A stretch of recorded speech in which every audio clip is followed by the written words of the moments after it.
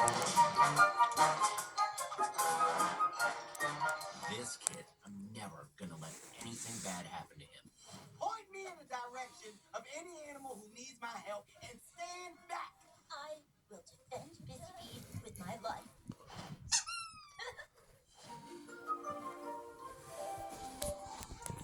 Illumination Maker, bonjour.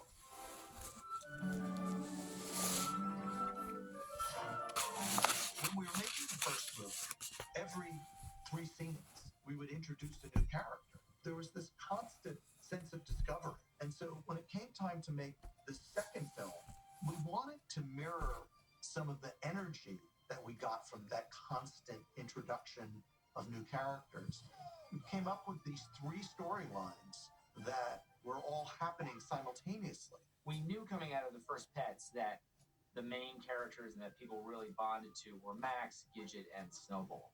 So it's kind of like creating this balance between these 3 characters. There's a time when I literally had like little strips of paper on my desk, and I just had every scene, and I just moved them around and I played it in my head. I was like, would that work, or would that work better? Just to try and make those storylines kind of intertwine in a satisfying way. It's 3 separate movies almost, but as long as in the beginning of the movie we had the characters together and one helps the other character start his journey, and by the end the storylines and the themes come back together, it seemed to work. All right.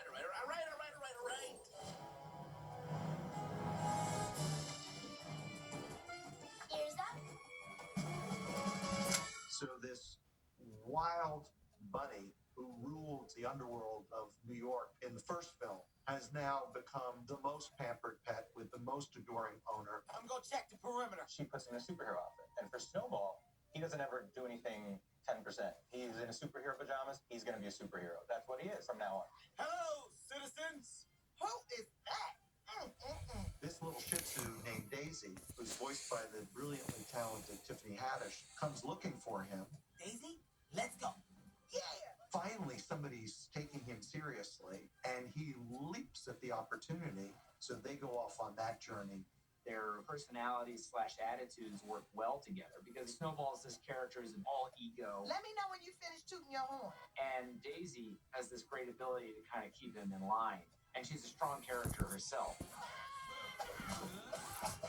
The animators just go wild with Kevin's voice track. Super body powers activate. So you've got that adorable little bunny with this incredibly energetic comedic voice coming out of its mouth.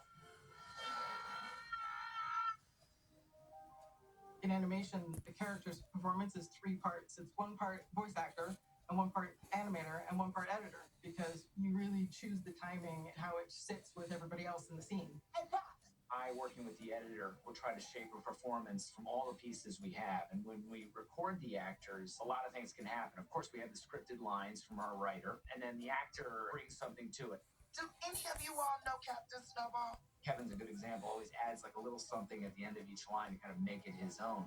First of all, I want to welcome White Thunder back from the washing machine. Later, we take all that great stuff and make something that works for us out of it. Henceforth will be known as Pink Thunder. Personally, I like the new look. It's a lot of creativity and it's a lot of responsibility to get that performance, because there's some actors that every take is so great that you're just like, I don't even know how to choose. Nobody cares.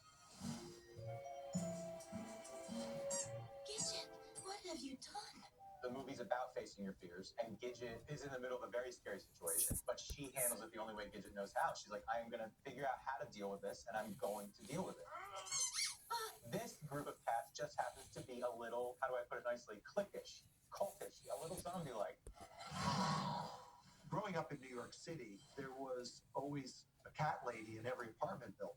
It's not like the cats were mean. It's just that apartment was the domain of those cats. You know, you'd hear sounds, and it was more your imagination than reality that this was a scary place. Buckle up, everyone. You know, they start one way, you know, as kind of dangerous and scary, and they end another way as heroes. So, you know, it kind of shows those 2 sides of cats. Somebody once said that animation is like making a statue, but from nothing, and you have all the clay and you're building it, whereas live action is you have a piece of stone and you're kind of chipping away. And so you still end up with a statue at the end, but it's just the process is completely different. What's going on? What I love about animation is that we can keep doing it until we are happy with it. If we shoot something live action we don't like, we're stuck with it. It's live action. Animation, you can keep at it. You can redraw in a way. It's a puzzle, and it's a lot of friends putting the puzzle together until it works.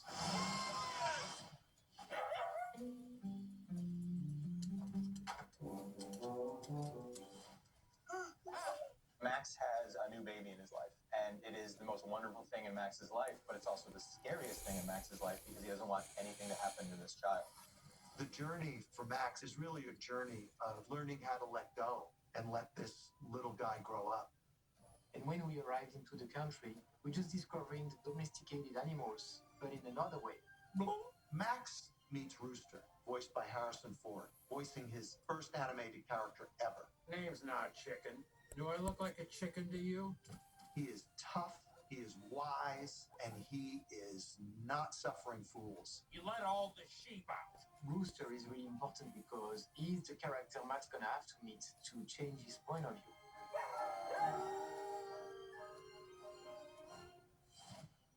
From this point on, nothing is going to be the same. It's very much a journey that parents can identify with. It's that challenge of realizing that your role is not to protect them from everything in the world. It's really to prepare them to live on their own in the world. It's kind of a celebration of the love between a parent and a child and a pet and a child, and there's nothing more pure than that. My God.